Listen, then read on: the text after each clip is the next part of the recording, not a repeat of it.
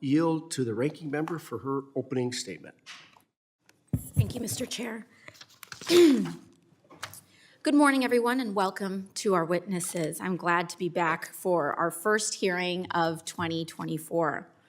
In the words of Yogi Berra, it's like deja vu all over again. Once again, for at least the fifth time in this Congress, our colleagues across the aisle have gathered us here to discuss how the Biden administration needs to do more for the offshore oil and gas industry. Not for the first time, not for the second time, not for the third time or fourth time, but for the fifth time. At today's hearing, we'll hear about how the Biden administration's plan to ramp down offshore oil and gas leasing is hurting our, quote, energy security and economic futures. But notably absent from those arguments are whose security and whose economic futures. Oil and gas companies already control more than 12 million acres of federal waters in the Gulf of Mexico. Over 75% of the lease industry holds remain unused. To my disappointment, it's clear that we will be locked into decades more of oil and gas development, and the United States is already, including under the Biden administration, producing record amounts of oil.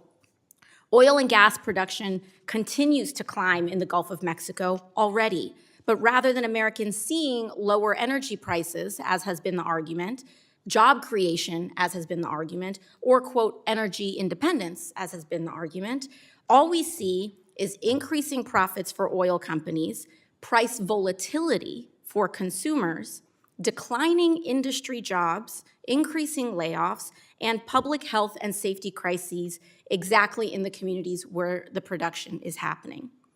For years now, we've seen the industry lay off its oil and gas workforce. In just the last 6 years, we've seen over 700,000 oil and gas workers leaving the industry due to drastically declining wages and uncertain futures.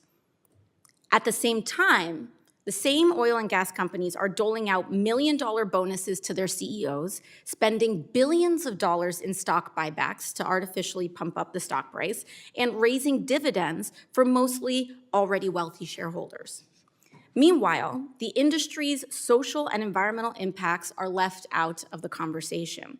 According to the U.S. Geological Survey, offshore oil and gas accounts for nearly 20% of carbon emissions from federal lands and waters.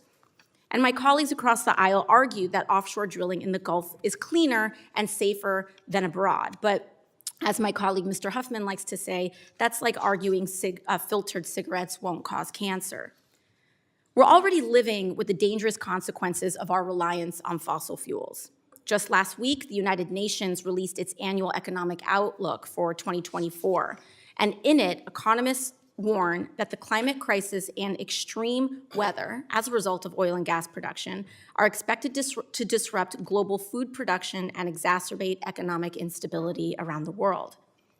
Communities along the Gulf Coast must constantly grapple with the consequences of oil spills, air and water pollution, land loss, and displacement.